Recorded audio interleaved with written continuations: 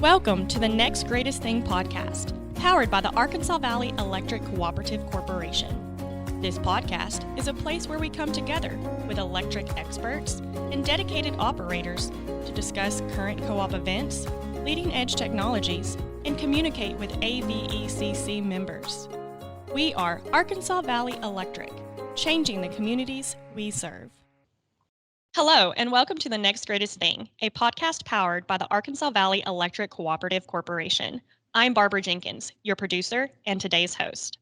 We have a special episode in store for today. I am joined in studio with Emily Staton, Arkansas Valley Electric's multimedia intern. I am also joined by video, Beth Knudson from the National Rural Electric Cooperative Corporation, or Association, better known as NRECA. And later in this episode, we will be talking with JD Lowry from the Arkansas Electric Cooperative Corporation. Today's episode is all about Youth Tour, an annual event where rural students from across the nation join together in Washington, D.C. to learn about electric cooperatives and our nation's leaders. Emily and Beth are quite familiar with Youth Tour. Beth is the Youth Programs and Training Manager for NRECA, which basically translates to Youth Tour Expert. And Emily is a former Youth Tour representative for Arkansas or Arkansas Valley and Leadership Council representative for the state of Arkansas. Welcome to the podcast, ladies. Thank you. Thank you. So good to have both of you in here. I've known Emily for a couple of months now and absolutely love working with her. And when we decided to do a podcast about Youth Tour, because of her intricate knowledge about the program, she said, "Hey, well, let's get somebody from NRECA. Let's talk about this. Let's do it well." So thank you so much for joining us, Beth, and taking the time. Oh, I'm so happy to be here. And when I got the text from Emily, I was like, oh my goodness, absolutely. She really was one of those standout delegates and one of those leaders when she was on YLC. And so I recognized her name and was excited to be part of this right away. So thank you. Fantastic. I feel so flattered right now. You guys are so kind. You should. So we're going to start, Beth, we're going to just dive into what Youth Tour is all about on a national level and what that means for students or why it would be worthwhile for students to participate in Youth Tour. So tell us a little bit about yourself and your relationship with NRECA and Youth Tour. Okay. So I actually got my start in the co-ops way back in 2011. I came aboard at the Minnesota statewide at MREA, and I was hired to be their marketing and events coordinator. So just like you have different events that you put on at the statewide, I would coordinate events for like the finance group and member services and, directors and things like that. And part of my job description was also to coordinate Youth Tour for the state of Minnesota. And when I first kind of heard about the opportunity, I was like, oh my gosh, this is really amazing, So my first year, I was in charge kind of behind the scenes of, booking programming and doing things like that. So I didn't get to go on Youth Tour. And then the next year, it was my responsibility to actually, coordinate and take the kids on Youth Tour. So I didn't really know what to expect when I first went. In fact, my first trip to DC was as the Youth Tour coordinator with, of course, some colleagues who were familiar with it. But I was like as wide-eyed as the kids, being like, oh my gosh, that's the Jefferson Memorial. And I didn't know, just very excited about the whole thing in general. I should note too that my degree is actually in education. And so I went to school to be a high school English teacher. My minor was in mass communications and marketing. And so it really was like this really good fit, that position for me at the Minnesota statewide. And so I did that for a couple of years. My favorite part of my job, as it turned out, was doing Youth Tour. So in 2014, there was an opportunity that opened up with the Wisconsin State Association that really just focused strictly on youth programming and youth leadership. They had a couple of extra opportunities that I was able to help coordinate for the Wisconsin statewide. And the job description also included taking the Wisconsin kids over to Washington, D.C. for NRECA's Youth Tour. So I was really enjoying that role. I had gotten to know a lot of of the state youth tour coordinators, like JD Lowry, who you'll hear from later from Arkansas. I got to get to know him. Sheila Yunt was actually, I don't know if I'm saying her last name correctly, but she was actually the statewide coordinator when I first came on. So I got to know her and have a nice relationship with her. And kind of as I was exploring what my opportunities were at the Wisconsin statewide, as luck would have it, NRECA was looking for somebody to help coordinate the trip on a national level. And so I got together with some of the department heads and some of the people at NRECA, and I kind of thought, is this a position that could be done from beautiful Minnesota? You know, I had young kids and wasn't interested in moving, but absolutely loved the energy of NRECA in general. And so then as I was kind of thinking about what I wanted my role to look like, I actually spent about 3 years as a consultant at NRECA coordinating the youth programs, and then also working in a different department in their education and training department as an instructor for NRECA. So I got to fulfill my high school teachings and love of high school students by coordinating youth tour and getting to work with my YLCsters. And then I also got to be in the classroom with co-op employees and directors from all over the country and help create leadership content and things that I felt was relevant, and obviously NRECA felt was relevant in teaching our co-op employees and directors. So I did that for a couple of years, and basically was able to create my own position with NRECA between the two departments. And that's why I'm going to just go ahead and say NRECA's first youth programs and training manager. So it's kind of like this long, crazy story, but it just really is like this dream position that I've just enjoyed and gotten to kind of build for the last couple of years, with a lot of support from not only the statewide, but NRECA in general. So that's incredible. Sounds Isn't like a that cool? job, right? Yeah, absolutely. Beth is living my dream right now.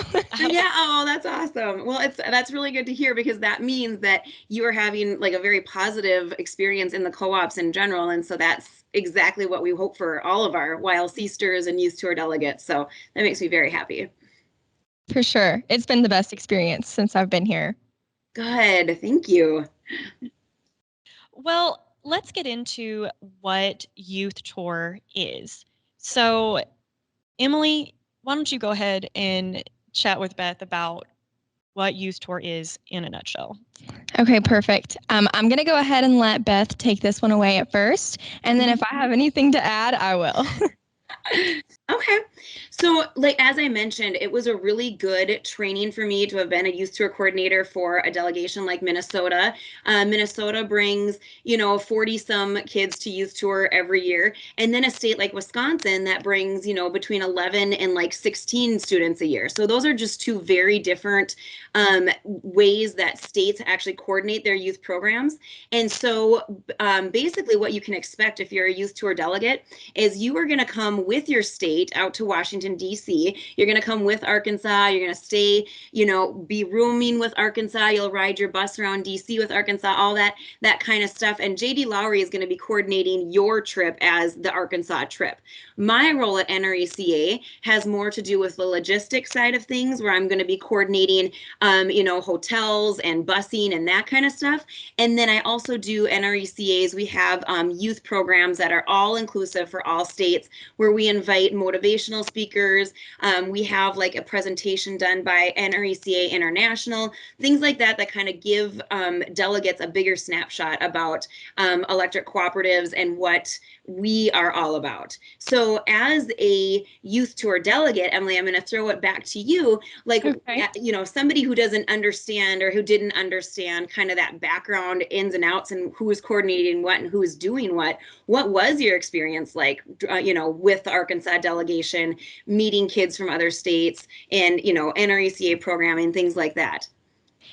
For one, the whole experience was phenomenal and breathtaking. I couldn't believe that I was actually in DC. I had never flown before then, so I showed up at the hotel and met 40 kids from Arkansas and JD Lowry and the other 5 or 6 chaperones, and then got on a plane with them to the other side of the country and had no idea who any of them were. Mm-hmm. But by the end of the trip, I had made friends from all across the country. I have a few friends from Georgia that I still talk to from youth tour alone, not YLC, just youth tour, which was super cool. I saw incredible monuments and things about our nation's history that I honestly didn't know if I'd ever get the opportunity to see. So I felt very humbled and very grateful the entire trip. I couldn't possibly put enough words to describe it if I wanted to or tried long enough. Like, it was just phenomenal. I learned so much about co-ops. To be honest, I had no idea what an electric cooperative was when I got the application to apply for Youth Tour. And I got it from a person who actually works here at Arkansas Valley Electric, also a family friend. And then by the end of it, I learned all about their initiatives and the principles and how community involved and based and driven they are. Things I had no idea were such a big deal, but I'm extraordinarily grateful for now. I learned about how much they advocate for rural America in DC, which was super cool. And Beth taught me a lot of that I wouldn't have known if I hadn't got to go. So props to you for that one. And then, yeah. And then I was blessed with the opportunity to get a job after here and become really passionate about just cooperatives in general. So I think that it was very pivotal for me in my career, in things that I'm passionate about. The way I see people and leaders changed absolutely. This is kind of a rabbit trail, but before I went to DC, I had this kind of type A person like blocked off in my head. Like, this is a leader, someone that's super assertive and loud and just takes charge and everyone just automatically respects them. But when I got to YLC, which is the second trip, for those of you that don't know what YLC is, it's the Youth Leadership Council. When you get there, you apply for it there as in DC. And then one person from each state there is selected to go back and represent your state with another free trip to DC, which is super educational, but also maybe even more fun than Youth Tour. And Youth Tour is a blast. So that's saying a lot. And then I'd never been around just a whole bunch of different types of leaders like I was then. So that changed my perspective completely. And I got to see cultures that I'd never seen, different types of people. That was absolutely incredible. And then I was telling Barbara earlier, a few of the really cool things that I got to see that I definitely didn't think I'd ever see because I didn't even know you could were like the Magna Carta and the Bill of Rights and the Constitution. And I had no idea that the Library of Congress was as beautiful as it is. That was insane. It looks like it's out of Rome or something. I thought that was super cool. And then another super cool one that I also don't even know if I knew existed before was, oh goodness, Mount Vernon, George Washington's home. Whoa. That was awesome. For sure. So Beth, I'm going to give it back to you. Sure. If you could describe Youth Tour in 5 words, what would you describe them as? Okay, so I've thought about this and I was going to give you like a sentence and then I struggled with that because I'm very, very long-winded. And so I just wanted to say, right. Exciting, opportunity, connections, education, and experience. It's like no other. And I wanted to comment just on 2 things that you kind of sparked when you were saying what you were just saying, Emily, is the first thing, this was your first flight. Your first flight was with, the Arkansas statewide or with Arkansas Valley Electric Cooperative, and that is such a leap of faith for parents to be like, oh, sure. Yeah. Go with these strangers on this flight and go across the country and best of luck. And please text us before you go to sleep or, whatever it is. That one. Yes, you're right. But even crazier, like 2 weeks after my first flight period, I flew by myself. Yes. The country. And my flight was late and I missed the second one. And I called Beth and was like, I'm in Atlanta airport. I have no idea what's going on, but my flight left without me. Yes. Yeah. When she came out for YLC, she was like, and I tell her, I'm like, every year we get the panicked phone calls. They're usually in Atlanta. Kids are stranded. Yeah. And somebody was stranded with you, right? Or no, was that not you? Hayden from Louisiana. Yes. Yep. I think it was like, okay, guys, find each other. You'd met maybe for 15 minutes, but find each other and hang out. But it's such a testament to the program's reputation and to just the program that Sheila and JD and the co-op coordinators have put together in years past to have parents be like, yes, we trust you to fly across the country and be part of this experience. And then the other part of it is, I'm going to say kids, but young adults, when you're a junior, senior, even like a sophomore in high school, I know so many of them are just like looking for something to either attach to or a way to give back or just something outside of themselves to kind of help them, either help other people or whatever that looks like. And so getting to be part of the electric cooperatives in general is such a it's such a blessing for so many of us who would love to give back to communities, whatever community looks like to you, and have an outlet and a co-op to kind of help you do that. So I just wanted to comment on those two things, that just really stand out and are really unique to our program. Yes, I agree completely. A million times, yes. Yes. Absolutely. Well, Beth, you mentioned earlier about talking a little bit about the history of Youth Tour. Could you do that for us? And when did Youth Tour begin? Why did the NRECA find it important to start this completely life-changing experience for youth? Yeah, and so I actually love this because NRECA itself did not start Youth Tour. What had happened was in 1957, NRECA had their annual meeting and it was being held in Chicago. And one of their guest speakers happened to be then Senator from Texas, Lyndon B. Johnson.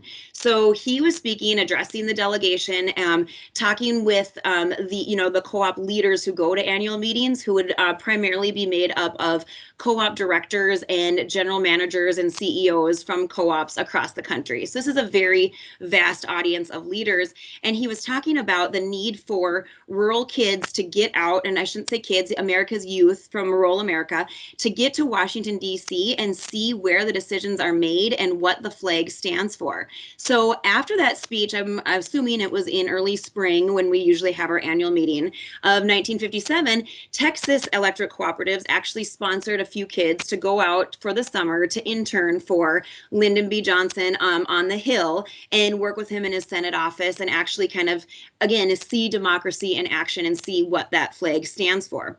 The next year, Iowa had taken notice and said, hey, this sounds like kind of a cool opportunity. They had some co-ops sponsor kids. Iowa took a bus out to DC and basically did their own little youth tour. Later that year, Illinois did the same thing where they're like busing out there. There was no overarching umbrella coordination whatsoever until 1964.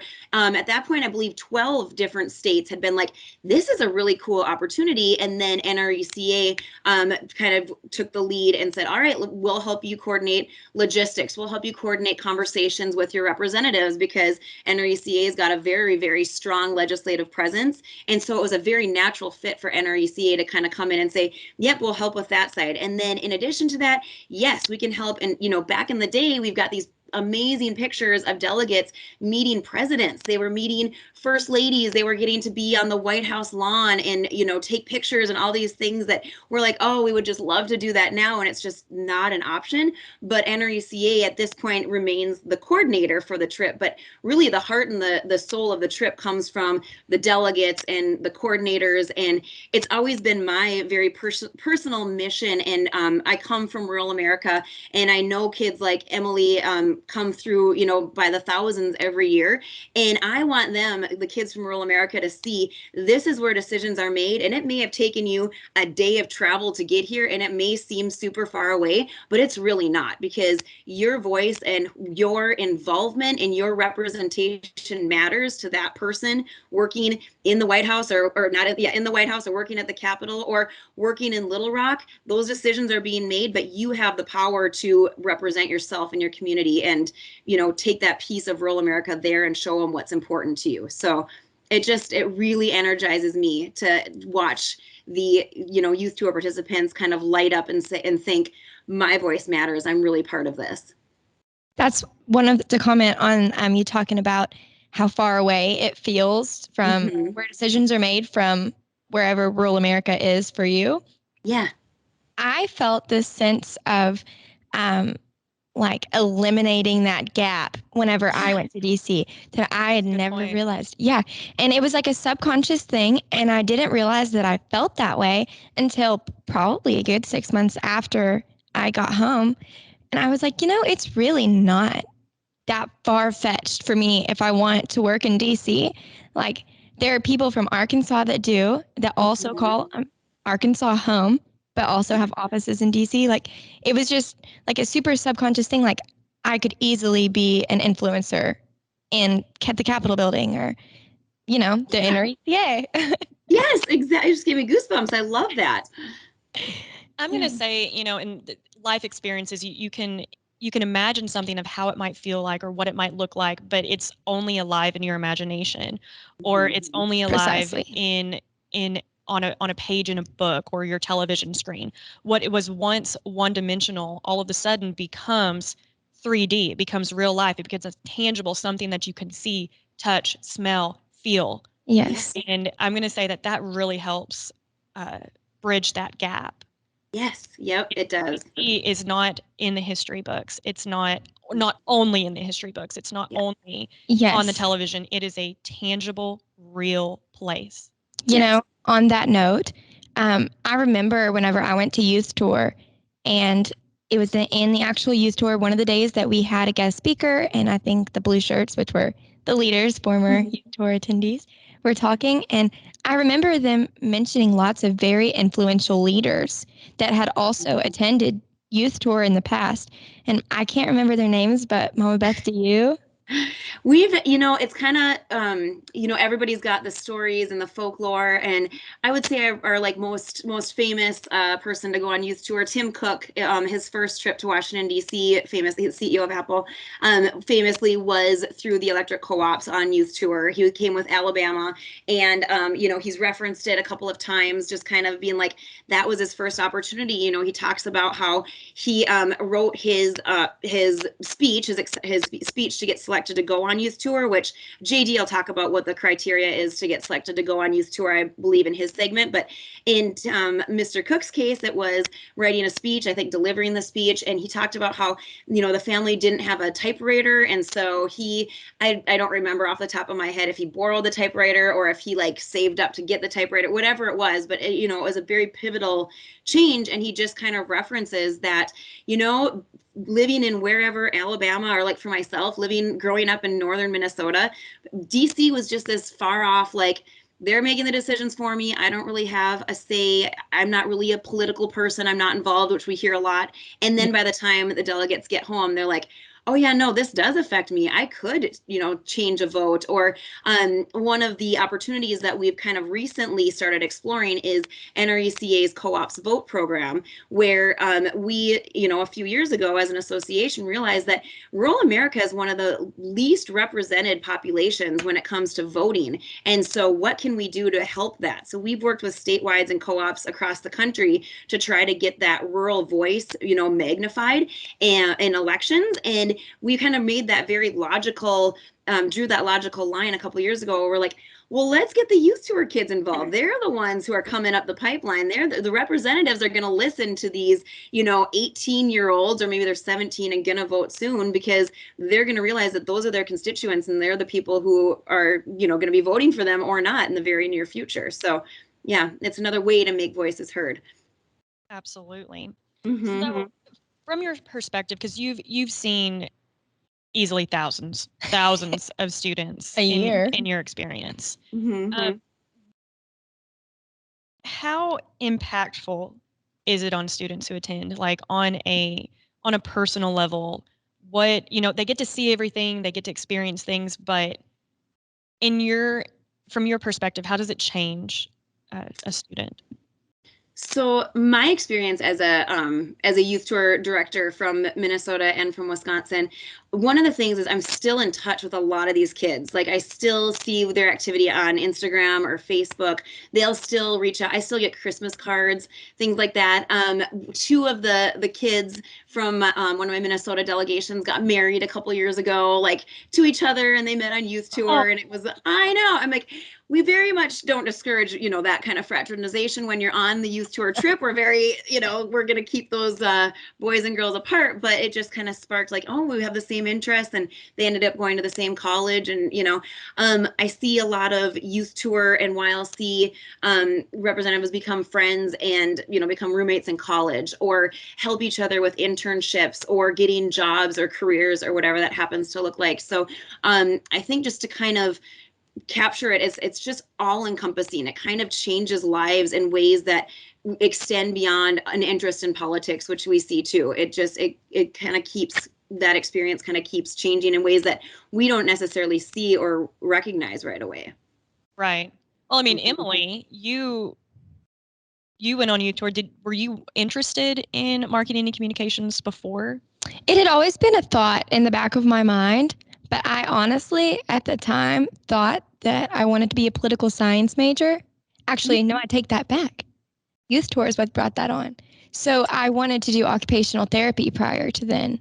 And then I was like, no, I want that paired with the opportunity to serve on Bozeman's youth cabinet, basically, convinced me that I wanted to do political science. And then I was like, no, I don't think that's quite it, but I do want to work with people. Right. And I knew that it had always been a dream of mine to get to work at the co-op, and marketing it was. Yeah. I mean, you're able to do what you're interested in with marketing and communications and work for the co-op. But had you not had youth tour, you would have never known anything about, which you mentioned earlier. Exactly. Would I be here? About. I doubt it, to be honest. And it's basically my dream job. Like I'm really glad that I am. Me too. Me too. I'm glad she's here. Yeah. Another thing you had mentioned, the way that it affects like connections and friendships at the youth level, not just like the gap between adults and the youth. There are two girls that go to Georgetown University that were Arkansas delegates that are now roommate. They went together and are roommates and have been all the way through. And we met when we were juniors in high school. And then And then there's a girl, Barbara, you're going to have to tell the story on this one, but she was an Arkansas Valley delegate, went and worked in DC, correct? Correct. Yes, it inspired her to want to go back and work in DC. Is this Reagan and Brian's story? I believe. Yes. I don't know their names. Yes. So one of the things that we do in my department is try to do membership spotlights. And we have this local, it's OARC, Arkansas. And if you don't know where OARC is, you don't know. It is up in the mountains. There's like one way in, one way out. There may be two ways. Maybe. But it's a ways up there. It's beautiful, beautiful. But there's a general store that's been around since probably the late 1800s. But we wanted, they're on our lines. And they have good food. They have great food. So cool. We said, you know what? Like, let's go up and get a burger, get some apple pie, and go interview this couple who has owned the store for a couple of years. Well, meanwhile, while we're chatting with Brian and Reagan, Reagan says, I was part of Youth Tour, right? Like what? I did not. I did not. Tell me more. In a nutshell, she went to Youth Tour, found out that she had a passion for political science. That's what her 4-year degree was in. She went to work for Senator Bozeman in Washington, D.C. While she's in Washington, D.C., Brian, who's from, I believe, like South Carolina, Virginia, I'll have to go back and look that up. Sorry, guys. I can't remember. They are working for their own states. They meet, fall in love, get married, and realize that both of them love Arkansas. So they want to move back to essentially Reagan's home place. And 3 weeks after they moved back, the OARC General Store came up for sale, and they decided to buy it. And it is this statewide known, like, destination place. And it all started with Reagan going on youth Youth tour tour. and finding out that was one of her passions. So in this store, there are pictures of them from DC and whatnot. Like you can really feel that vibe. Like, yes, they're extremely rural. Yep. But there's Washington DC represented in Yes. store. It's incredible. So cool, right? Oh, that's awesome. And even people who are passing through or local people who, visit the general store, when they see those pictures or they tell stories, they feel a connection to Washington, D.C. when that happens too. So that's great. That's amazing. It was definitely a bonus. The burgers were fantastic. The apple pie was even better, but the story were pretty great. Yes. Oh, that's wonderful. So speaking of people and knowing stuff, are there any standout memories that you've had over the years that you just go, yes, that was a good moment? I have a lot actually, and I get asked this all the time. I have a couple like little I'm gonna call them like my go-to stories. So one of them is when I was the statewide director in Minnesota in 2012. So it was like my first trip out there, and I'd brought my husband along to chaperone as well because, as youth tour directors know, everything's on a budget, and so I'm like I could either pay to have a chaperone, in their own hotel room, or I could have my husband stay with me and then save some money. It was kind of my that was kind of my logic. So we're at the Minneapolis airport, which is a very, very large, pretty intimidating airport for a lot of travelers, just kind of in general. And we're kind of getting ready. We had all met at a hotel, kind of like Emily had referenced. And so this is the first time that my chaperones and staff and I had met these 43 kids. And we had bussed over to the Minneapolis airport. And so we're just kind of walking and talking. Everybody's kind of partnering up and introducing themselves as you do.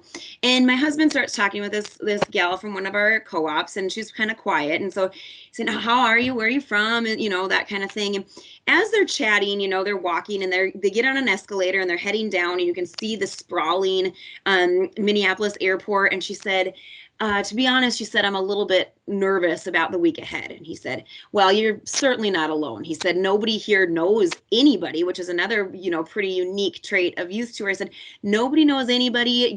Everybody by, the second day, just because this is how this group is, you're going to be good friends, and then you won't have a stranger in your group. You'll just have 42 extra friends." And she was like, "Yeah." She said, "I'm nervous about today too. And I'm nervous about traveling." And she looks at him and she says, "This is actually only the second time I've been on one of these things." And my husband said, "Well, he said, a lot of kids, this is their first flight. And so you could be like a resource for them and kind of talk to them. You at least know what's going to happen. You don't have to be as scared, because I guarantee you nobody, there's going to be people who've never flown before." And she looks at him with these wide eyes and she said, "No, sir, not the airplane, the escalator." And he was like, I remember this story. I know. He was like, "Oh, girl, this is going to be an amazing time for you." So we would just like watch her. We watched her. We got to meet with Senator Klobuchar. We got to meet with the current Senator Al Franken, and she is speaking with her state representatives in Washington, D.C. And you could tell like every time she got to see something, and this is true for all the delegates. It's like, it is not lost on them. Like, oh my gosh, the Vietnam Wall. So my first time seeing the Vietnam Wall, and Emily, you can maybe speak to this, I thought it was like a wall. Like you go up there and you walk up, you see the pictures of people doing the rubbings, and you're like, that's the Vietnam Wall. I didn't realize it came out of the ground and went up and then kind of peaked and went back down again. I didn't realize all the symbolism that went into, what makes that monument so powerful. And so when we walked up, I mean, all of us, had never seen it, had big eyes and like, this is what this looks like, and just, actually, yeah. I cried. Yeah. Oh, I cried too. And a lot of times we're there over Father's Day. And so if you're there on that Sunday or maybe the next day and you see all of the flowers or all of the notes or jewelry or just amazing things that are left there, I mean, that just chokes anybody up. And so that's just, it's absolutely incredible to see. And one of the other experiences, and there are just so many, is when you go to the Holocaust Museum, and here you've got this group of kids who 20 minutes beforehand had been, singing on the bus and playing the name game and, making little videos and whatever else and just bouncing off the walls. And then they get inside that kind of hallowed area and everybody is silent for that like 3 hours or whatever it is that you're in there, and you can see them reading things, and sometimes they're crying and they're just absorbing that piece of American and world history that you can't get from a book or from watching a documentary or something like that. And you see that physical change in people. And once you leave the museum, it takes a long time to kind of reset and kind of regroup, but that experience and the way that you feel doesn't leave you ever. And so those are just very a couple of very standout times that we've had. And of course I've had so many, getting to listen to Mike Shalappy. He has been our motivational speaker. He's become a very dear friend of mine. He has made impactful impacts on kids for the last however many years he's been doing his speech. And so we're going to actually welcome him back again in 2022. I just said, Mike, it wouldn't be Youth Tour without you. Would you please come and be part of this? And he said, oh, I wouldn't miss it. He said, it's my favorite time of year. And it's because of the energy and the kids and the appreciation I feel like that everybody feels when they're there. One thing that I always say about Youth Tour is the things that you see and the questions that your mentors purposely ask you. And then, of course, Mike Schlappy in his speech, they really make you think about yourself as a person and like the things that are important to you just naturally. So then when you see all of these incredible things, you're like, okay, wow. Like it's almost like you become more confident in who you are and why you believe the things that you do believe. So absolutely incredible. And then when you were talking about the Holocaust Museum, whoa. Like just whoa. And you earlier, Barbara, had said something about seeing, hearing, smelling, feeling. I instantly thought of the room in the Holocaust Museum with the shoes. They have a whole bunch of shoes on both sides of you. And seeing and smelling, I can never forget that feeling because it feels like that you've just been taken right back to what they experienced. And I didn't think that I would ever have that opportunity. Right. So I think that everyone deserves to have that opportunity. And that's another great thing that Youth Tour offers. Yeah, that's a really good point. That smell. And when you said there's a room, when you started to talk, I knew that you were going to talk about the shoes. I think everybody shares that when you walk through there. Yes. And the silence, it was just like the utmost respect the second that you come in. And then also the 9/11 Museum. I'm not sure if everyone gets to go to all of the same things or not. Right. The 9/11 Museum, I remember very vividly seeing the wall that had all of the journalism, news reporter, that type of profession that lost their lives in that event, all of their names on it. And then there was a piece in the middle. It's like 2 stories, I believe. And there's a piece of shrapnel, I guess, from the buildings. And that was insane to see also. Yeah. That was actually at the Newseum, like NEWS, like news. You're right. Yep. You are right. Yep. So, and that actually has been closed, and the building was purchased by Johns Hopkins. And so I've been keeping an eye on it because that was really what my favorite museum, because it had the pieces of the Berlin Wall and it had the 9/11 exhibit and all those different things. And so it sounds like they've like pieced it off and they've sold it to different museums. And so now that life is hopefully starting to open up again, we'll kind of hear where those pieces ended up and we can still go tour them and visit them, with our delegations. Yes. I mean, naturally, the Smithsonian museums always will be amazing, no matter what. Those are worth the visit. And honestly, if you just only care to go see the Smithsonian museums, you get to, and it's worth it. Like, they are awesome. Yes. It's amazing. Yeah. And they're free, which is such a cool thing. So speaking of, getting back to normal and everything, Youth Tour last year for 2021, 2020 was canceled, correct? Yes. So, and we don't like to use the word canceled. We say we pivoted. We intentionally had to pivot. And so we did online content, NRECA did, that we made available. Go ahead. No, I was hired in 2020, so I came on I came in late to that game. So Yes. you did online content for 2020 and 2021. So 2022 is ideally the first year back in person. Yes. So what's in store for 2022? So 2022 is going to be, I mean, everybody's seen that meme where it's like, we're not going to go storming into 2022 and proclaim that this is our year and we're going to, make it the best ever. We're going to tiptoe in and just make sure that we're safe, type of thing. And so that being said, I mean, it's going to be an amazing year, but, we're having to consider a lot of things that we honestly had never considered before. And one of the ways that we're making sure that we're staying safe and making sure that we're basically meeting our co-ops and our statewide needs kind of where you are is that we're holding it over 2 weeks. And so we've got 2 weeks that we're going to be out in Washington, D.C. With our delegations, which means we're not going to have that giant influx of people all at once that we have seen in prior years. But what it is it's going to be two groups. There's still going to be large groups of delegates coming to DC on behalf of the electric cooperatives. We're going to have programming available for both that's going to be the same, but it was just kind of our way to try to mitigate the potential touch exposure, germs. Going into this, even 6 months ago, we didn't have the information that we have right now. And 6 months from now, we don't know what DC or the rest of the world, to be honest, is going to look like, but we're going to do it as responsibly and carefully and as enthusiastically as we possibly can, and just try to, accommodate every single option that might be there that would kind of thwart the experience. We're going to try to meet those head on, figure them out, and then proceed with an awesome trip. That's so great to hear. It is. Yeah. I'm sure that the youth are thrilled to hear that as well. Yes, it's been, so 2020 and 2021 were two pretty different years as it pertains to delegates. 2020, we waited until the last possible minute and then said we have to shift online. And at that point, most states had already chosen their delegates. They had made their plans. They had made their hotel reservations. So it was such a letdown. I mean, it was just I'm getting goosebumps and, just talking about it because it was so disappointing for all of us. And so part of the reason we did the online programming was because we had this audience of youth tour kids who weren't getting a trip.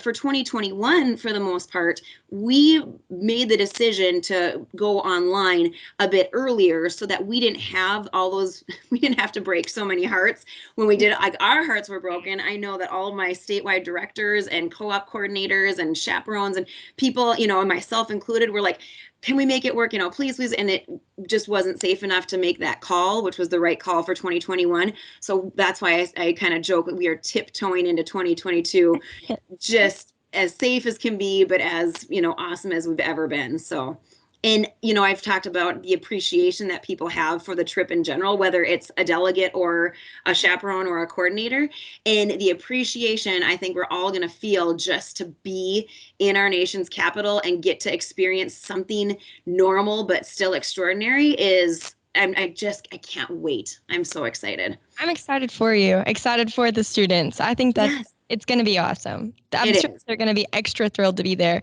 And I can only imagine because I was thrilled to be there. Yes, exactly. I think so too. I think it's going to be just amazing. Double the energy.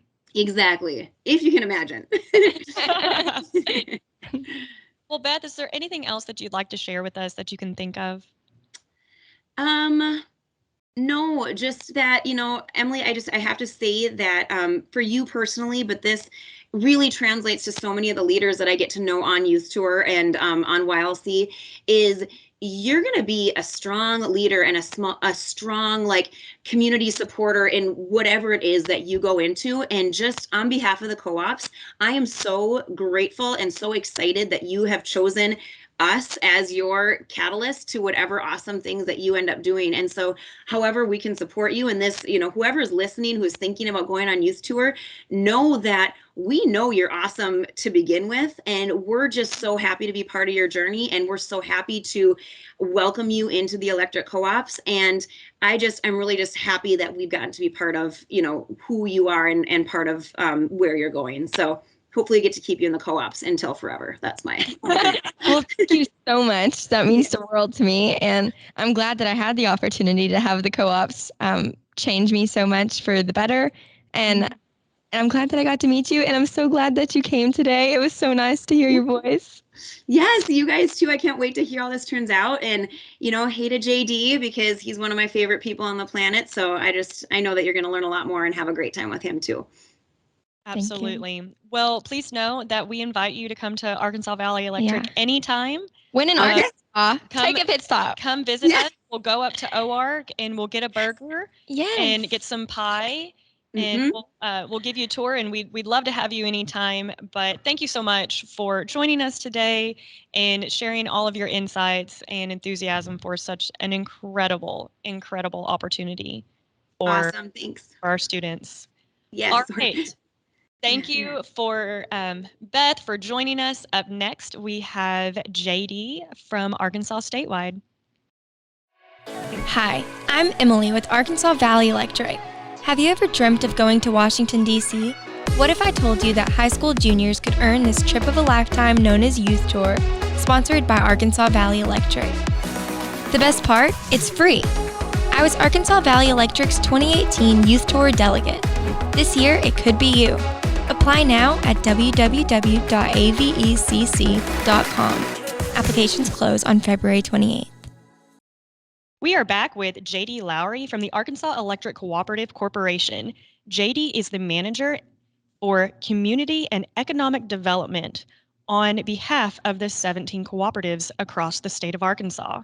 JD is going to be talking with us a little bit about Youth Tour in Arkansas and what that means for Arkansas students to get involved and the importance for Arkansas to be represented in Washington, D.C.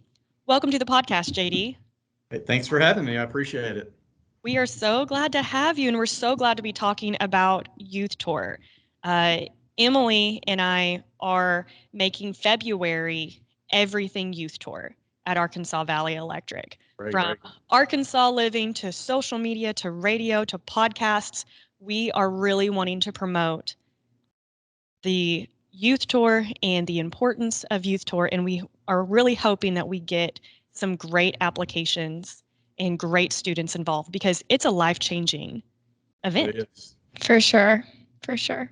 So, JD, before we get started, tell us a little bit about your position at Statewide and what it means to work with community and economic development on behalf of Arkansas cooperatives. Absolutely, yeah. So in my role, my primary role is to recruit and retain businesses in Arkansas. More specifically, I'm seeking to get those people and serve in areas that are served by the electric cooperatives.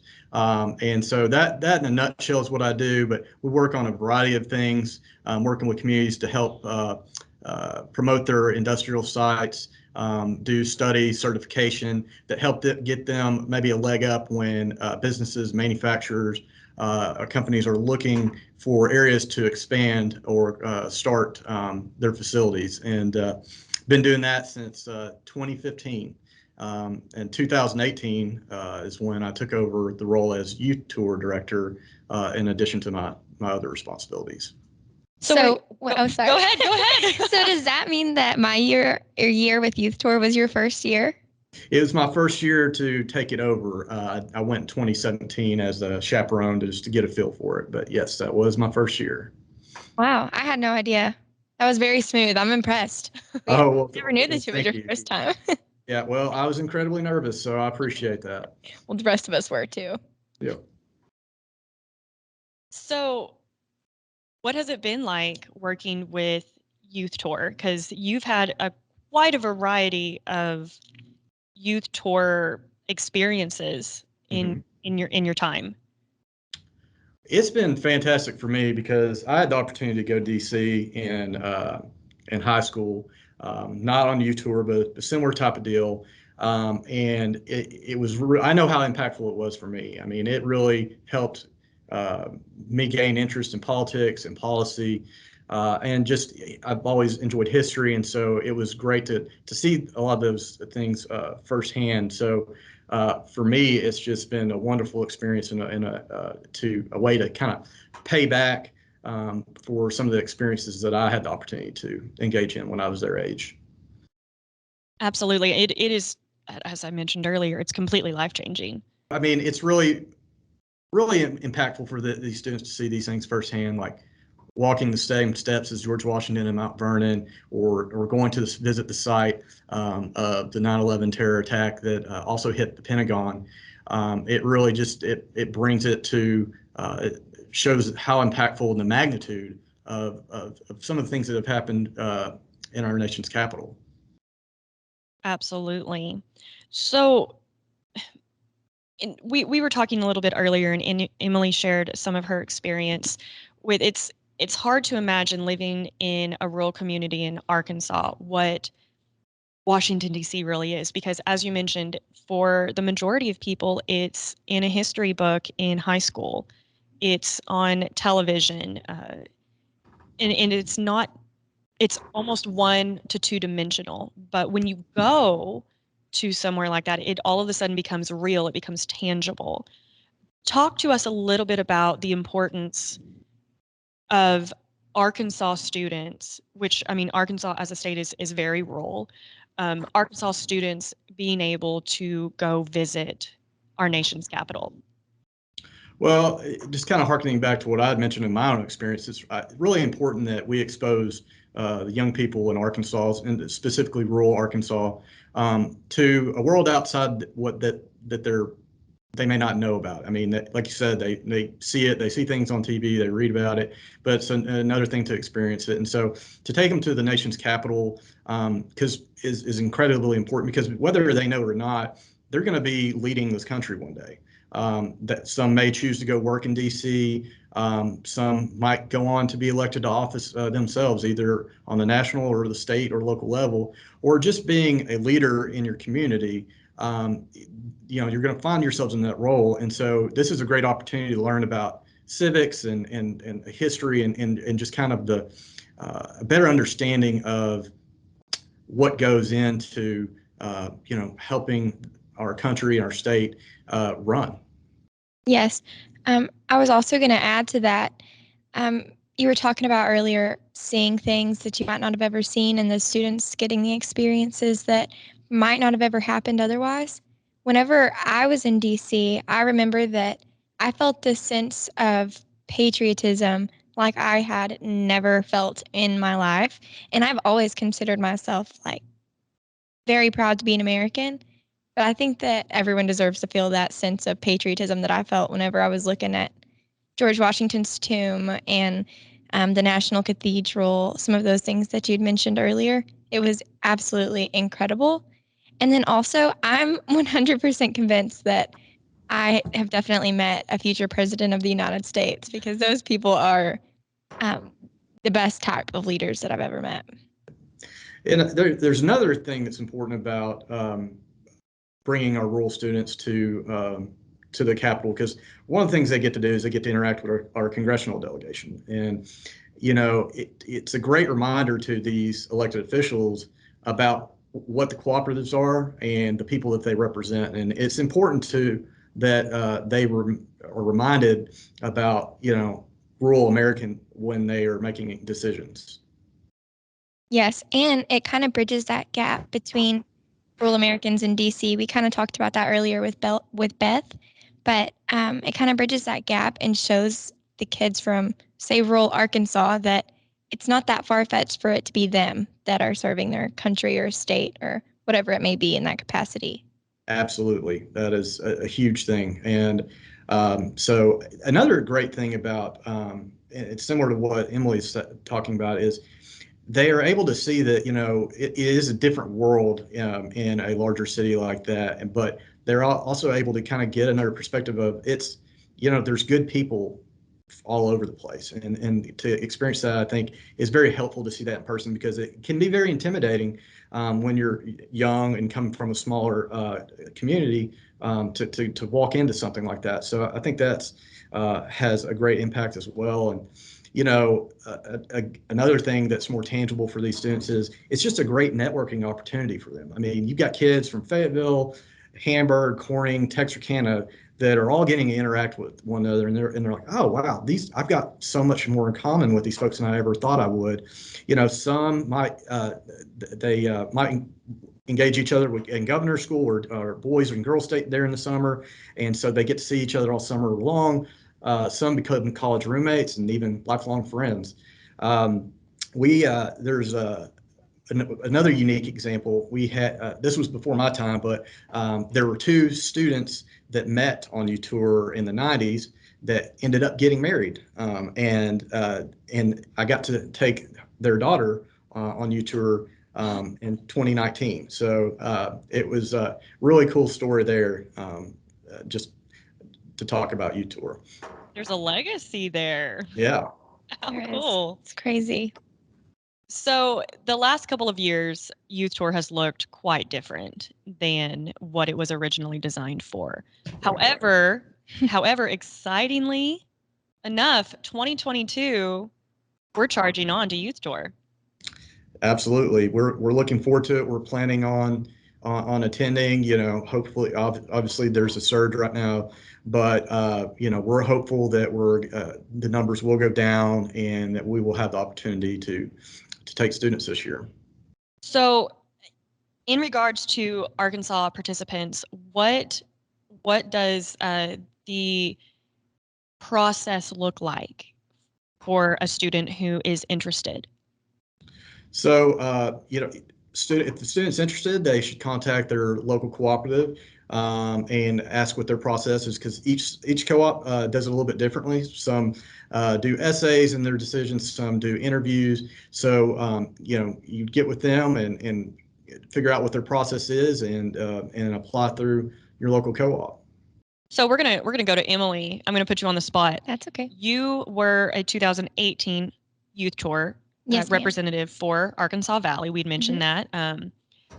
What was the process like for you applying, coming to the cooperative, and eventually becoming a representative? So for me, it looked a little bit differently than it will for students this year, because I wrote a 250-word essay, and then I got a call while I was playing softball one day and at a softball game in Danville, and they said, "You're going to DC," and that was super exciting. And I didn't ever come to my co-op, but they came to the school. But this year, our applicants will submit an application, and then some will be brought in for interviews and be interviewed by a panel. And then once selected, then we will kind of get them in touch with JD, and he'll coordinate what they do. On that note, JD, the process, just a basic overview of what it looks like for Arkansas students when they go to DC.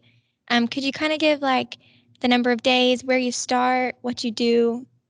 Yeah, well, before I do that, I'd just like to point out that Emily was elected by her peers to be the Youth Leadership Council delegate. And maybe here in a minute, she can talk a little bit more about that and what that opportunity presents. So June 17th through the 23rd are the days that we will be traveling. So that the 17th is Friday. Students will start arriving at the Embassy Suites here in Little Rock around noon. We're going to have a lunch for the students and the parents, and give an orientation and give the parents a better feel of what we're doing. This is something that we're going to try that's new. In the past, the parents just come, drop them off, and they leave. And some parents get out of there quick, and some are a little nervous because they're handing off their children to some person that they barely know. So we want to take an opportunity to let them get to know us a little bit better and tell them what we're going to do and give them a better sense of that, some assurances. And also new is we're going to take the kids to the state capitol, maybe go to the Clinton Library, maybe do a few other things on that Friday evening. And then we will wake up really early in the morning on Saturday and jump on a plane in Little Rock and fly out to DC and start our trip that Saturday. And it'll run through the next Thursday, and then we'll fly home. That's a loaded week. Yes. Yeah. It's all day long. You don't stop. Yeah, we get up pretty early and go till the late in the evening. try to pack in as much as we can for these kids, because I mean, there's so much to do and see. And also, from my perspective, I want to get them as tired as possible, so by the time they get to the hotel, they're not thinking about trying to escape. Don't worry. I think I hit the bed as soon as we got there. It was exhausting, but it was so much fun. Yeah, it's great. Great to hear. And I say that those right now, that's the plan for traveling and flying, but we are evaluating, because of what's going on, should we get a bus and drive from Little Rock? Back in the day, they used to take a bus. And so I don't know. I mean, that would add 2 more days to the trip, but at the end of the day, we're going to monitor what's happening and just try to make the best decision on behalf of the kids to, keep them safe. And that's something that you and Statewide are doing a phenomenal job about. You're keeping, you and I and the rest of the youth tour team are staying in constant communication. If there's any updates, you're letting us know. And we want anyone who's interested in participating to know that it's a fluid situation.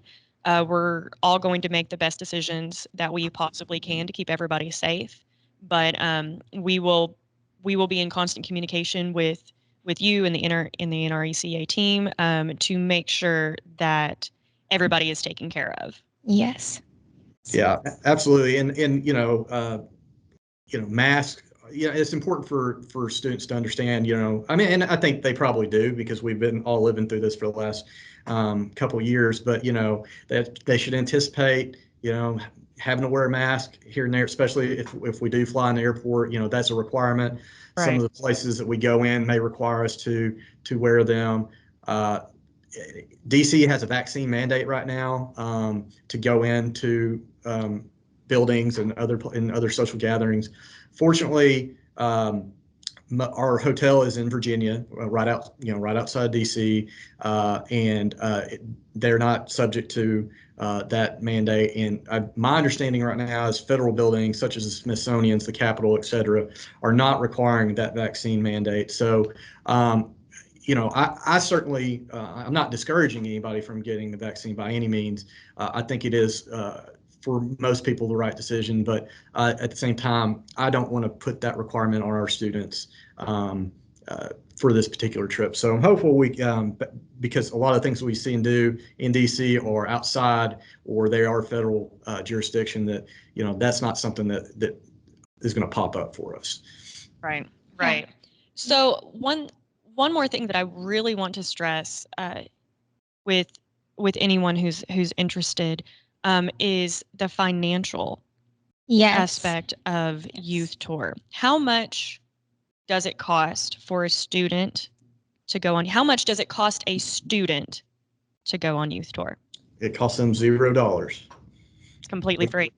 We cover all the costs, all the expenses, all the meals, the flight, and it's a really great deal. I mean, obviously, if they want to bring extra money to buy souvenirs and things like that, that they're free to do that. And we give them a card that has a set amount of money on it based on what we think, just average what the costs are going to be. And a lot of times there's a little bit extra on there that students can use for whatever they want. And so we don't police that. We try to make suggestions, but at the end of the day, they should have, there's no expenses and should have enough money to enjoy themselves. Yeah, wow. I remember buying my mom a sweatshirt from DC with the money left over. Yeah. So what was the one thing that you bought that you still have around? Well, for sure, my mom's sweatshirt. And I got one of those super cheesy I love DC shirt, or I heart DC shirts like you see. Yeah. That was probably the one I was most proud of. You should have worn it for the podcast. I should have. Yeah, I was better. I remember I was in the souvenir shop with a young lady, and she, I feel young, I feel cool and hip, like I'm still, I'm there, but Diddy's hip. Yeah, I'm hip, I'm cool. I mean, I feel like I'm still, like I was in high school, but a young lady was, asked me like, which one of these hats do you like? Which one do you like better? And I was like, oh, I guess this one. She's like, okay, cool. I wanted to make sure I got one my dad would like. I was like, oh, got me right there. So I had a bit of humble pie, but it was all fun. My favorite thing, despite things bought while in DC, and I don't know what it'll look like this year because, germs, but when we were there, we had little like lanyards that have pockets in them and with a name tag so you can recognize what state you're with without having to think about it much. And you got to collect little pins or stickers that were like thick stickers to put on there from each state. Oh, cool. And I still have it, and it is loaded from all kinds of people and like corn husk looking things. It was, I think one of ours was a Razorback. It was super neat. That was my favorite thing that I brought home from DC, undoubtedly. Yeah, and it's funny when I first took this over, they told me about the pins and everything and the trading, and I was like, I just don't know if they're really going to the kids are really going to enjoy that. Man, as soon as we got there and they started, these kids were getting to go interact with kids from Colorado or Texas or all over the country. They're getting to know each other and they're trading them, and I mean it was a big deal. So it is a lot of fun to do that for sure. I remember I sprinted. Oh, sorry. Oh, you go ahead. I sprinted in front of the Lincoln Memorial, and I'm not like a super big runner, but I sprinted because I saw a Hawaii shirt across the way, and I didn't know if I'd ever see him again, and I got that Hawaii little sticker. Yeah, and I should probably mention some of the things that we see and do while we're there. I think I neglected that a little bit, but kids are going to have the opportunity. Again, we'll go to the U.S. Capitol. We'll meet with all our elected officials, which is always fun. We're and lately I don't know if it'll happen this year, but Congressman Westerman has taken us on a nighttime tour of the Capitol. So there's no other people except there's a few congressmen that'll bring small groups, so you're not jam packed in there. And seeing it lit up at night is amazing. And he's only done it once, but the time we did, Congress or the House was still in session, and his aides came running and said, "Hey, we need you for this vote." So he's like, he had to leave early and didn't get to complete the tour, but we went up and sat in the gallery, and all the students were able to see members of the House and doing this vote. And so that was really cool. And they were seeing all these faces that they see in the news and everything, like, not that far from them. So that was a really cool experience. But, we'll go to the Library of Congress. We'll go to all the Smithsonian museums. We'll go see the Lincoln Memorial, the Washington Memorial. We'll go to the Arlington Cemetery, which is extremely humbling. Yes. Great experience. We have done the National Cathedral before. I would go again if you get the option. I love it. Yeah, no, it's fantastic. And it's a lot of cool stories there. We'll go down to Mount Vernon, where George Washington lived. A beautiful house by the river, and just all kinds of history there as well. I'm attempting to take a trip up one day to Pennsylvania to take them to Gettysburg. We'll see if that works out. That's on the plan. I mentioned the 9/11 Memorial at the Pentagon. They'll go to Union Station. National Archives Museum. National Archives. You can see the Declaration of Independence, the Constitution, these types of things. And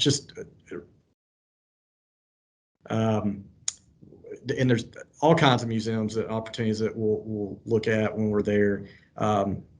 Did I leave anything out, Emily, that from your experience, some places that you went? That's all I could think of, but we did so much. I couldn't possibly remember it all right now. Oh yeah, and we'll go in front of the White House. We'll try to get a White House tour. Those are incredibly difficult to get over the last 10 years, but we'll at least go by, take pictures in front of that. I mean, it sometimes things change and we pivot, plans change, but we always make the best of it and have a really good time. Emily and I have had a lot of conversations about Youth Tour. I've learned more since Emily's come on board about Youth Tour than I've known since I've worked here, just because she has such an insight and such an experience with it. And at the end of the day, when I ask her, what's Youth Tour like? What's Youth Tour like? She says it's a trip of a lifetime. It is. Absolutely, it is. That's the best way I can describe it in a short sentence. Yeah. Well, and I'd be neglectful if I didn't say also, it's a good opportunity for us as co-ops to teach these students a little bit more about the cooperative business model. I mean, for a lot of these kids, they don't, I mean, of course, they don't pay bills, most of them, but, all they know about the co-op is it's just another bill that comes in the mail. But then they start learning when they get to know us, we take the opportunity to teach them about the model and why it's so important. And so I think that's a benefit for us by having such a program like this. It had such an impact on me that I wanted to come back and work here. So Exactly. obviously it's doing its job. Yeah, that's fantastic. Well, JD, is there anything else that you can think of that might be beneficial for Arkansas students or their parents, or anything to know about while applications are open? I think we've covered a lot of ground there. I think it's just important that parents know that, I take this very seriously. Our chaperones take it very seriously. This isn't a vacation trip for us. I want the kids to know me and like me, and so we can all have a good time. But at the end of the day, that I'm more concerned about making sure that they have a great time and they get home safely. And as a parent myself, that would be important for me. Just know, and we take every precaution to keep them safe on the trip. If they ever have any questions about it, I'm always happy to take a phone call for them. And another thing that I think is important and made my mom feel much better while I was gone, there's a chaperone assigned to each student. Like, so how many students does a chaperone get? 4 to 6, just depends. But Yeah, so it's like your person that if you need anything, cool. any hour of any day or night, that's your person. And they come check your room at night and come check on you in the morning if you're, make sure you're up in time. Like, Oh this yeah, was mine, and she was fabulous. we even have a security guard that is there in the evenings to walk the halls and make sure no one tries to escape and get an Uber or something. Yes. Wow. Very safe atmosphere. I felt very safe. That's good information to know. It Quality is. information to know. Especially for parents. Absolutely. Well, one thing we should, Emily, talk about the Youth Leadership Council and how that happened and what opportunities that brought after the initial youth tour trip. Yeah. So, Youth Leadership Council is one person from every state that gets to go back. So for me, I sent in an application and dropped it off whenever I got to the hotel when we were leaving from Arkansas. And I'm sure JD or one of the chaperones took it. And then we went through the night and flew into DC the next morning. And before we got into our hotel rooms, we were interviewed for Youth Leadership Council, which meant that one of the 40 of us was going to get selected. So out of everyone that interviewed, I was the very last one. Oh so my nerves were shot.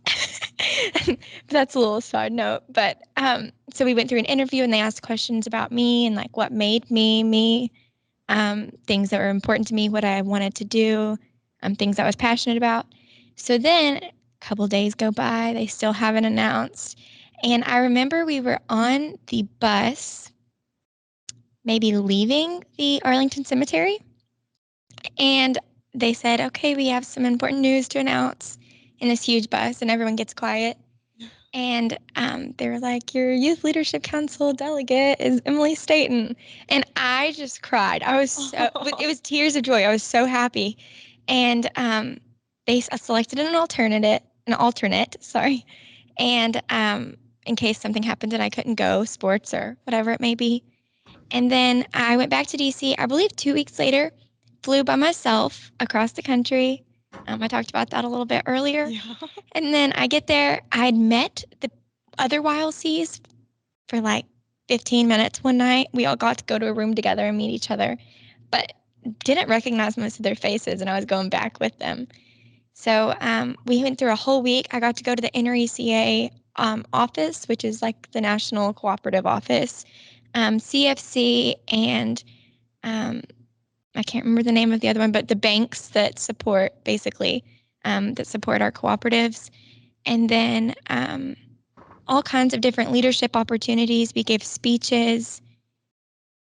I don't remember exactly the finer details of what we did in DC for YLC, and that's my bad. I would if I had time to think about it, but lots of more leadership-based opportunities, and it was more educational, but very empowering. It was a very empowering experience overall. So then we got to go back, and it was all still fun, regardless of the educational aspect. And then we got to go back to the annual meeting in, I believe, March, which would have been in my senior year. And the annual meeting was for me in Orlando. So then it was, for the people that don't know what that is, the board of directors, I believe, and or maybe board members. Correct me if I'm wrong. I'm sorry. The board members, the CEOs from all across the country. Super cool. A lot of people. We got to go on stage and hold our flags. We went to meetings where we learned more about cooperatives and what they did inside communities themselves, the history of electric cooperatives, what they're doing internationally, job opportunities for all different aspects of positions that if you wanted to go into any field, I'm pretty sure that cooperatives can offer it in some way, especially political and engineering, which I didn't realize at the time, which was super cool. And then we gave speeches. So we had one spokesperson who spoke in front of all of the CEOs from all across the country, and his name was Bubba Bass, and he was super cool, super cool person. So we were all very proud of him for that. We got to go to Universal Studios and out to eat. I think I don't remember all the cool restaurants' names, but it was just overall a very empowering, educational opportunity. And I'm gonna be honest, I loved Youth Tour, but I loved YLC 10 times more. It was incredible, genuinely incredible. Yeah, and so and I forgot, I should have led with this. I mean, so by applying for U-Tour, I mean you get the opportunity to earn a $5,000 scholarship.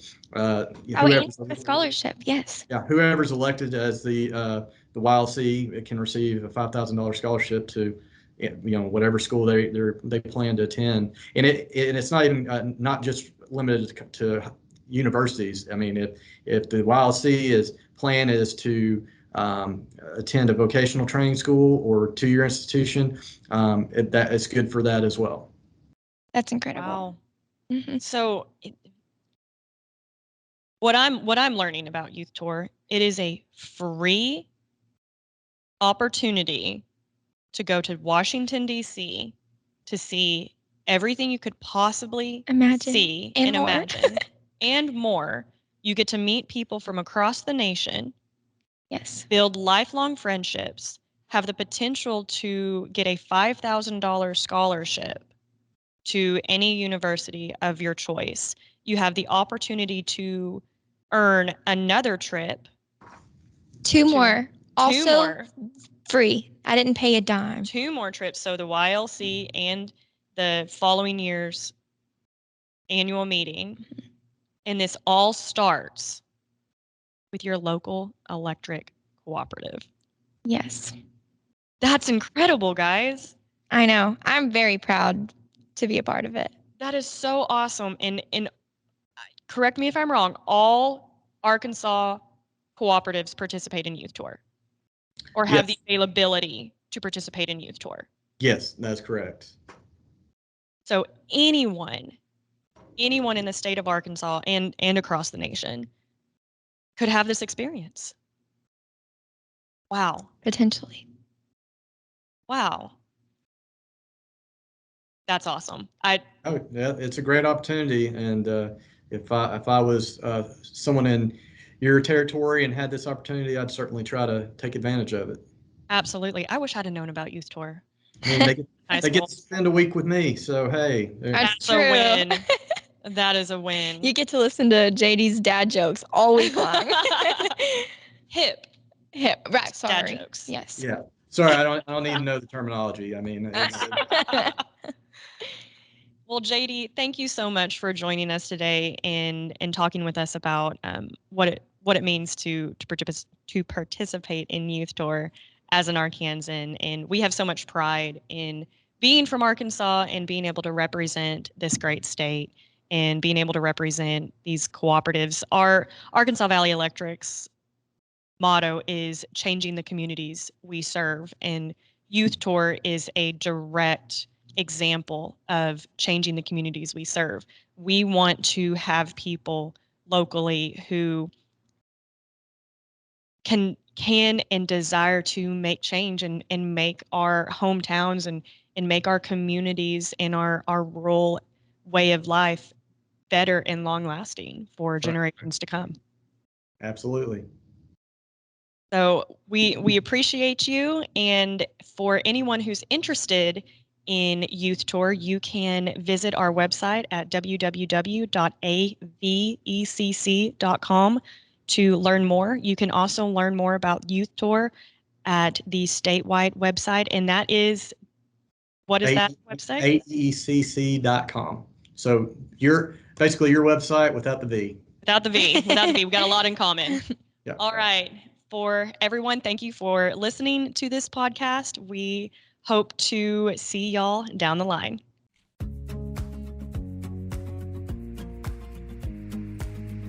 Thank you for listening to The Next Greatest Thing, powered by the Arkansas Valley Electric Cooperative Corporation.